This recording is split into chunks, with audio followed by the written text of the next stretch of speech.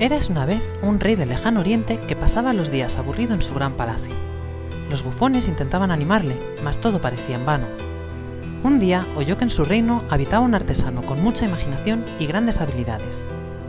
Le llamó a palacio y le dijo: «Artesano, quiero que crees un juego nuevo que me entretenga y sea original». El artesano se fue y al cabo del tiempo regresó con un tablero de casillas negras y blancas y varias figuras que se colocaban encima. Tras explicar al rey cómo funcionaba el juego, el rey entusiasmado le preguntó: «¿Cómo lo has llamado?».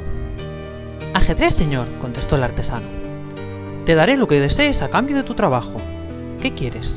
¿Oro? ¿Joyas?».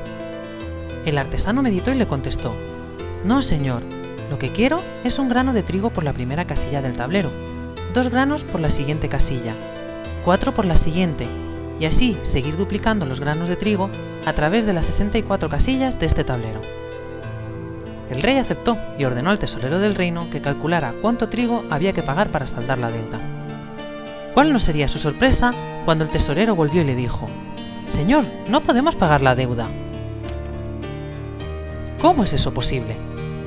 «Porque según mis cálculos tenemos que pagarle 18.446.709.73.709.551.615 granos de trigo. Esto equivale a una montaña de trigo como el Everest». El rey, al no poder saldar la cuenta con el artesano, le convirtió en su primer consejero del reino y aprendió a meditar antes de prometer.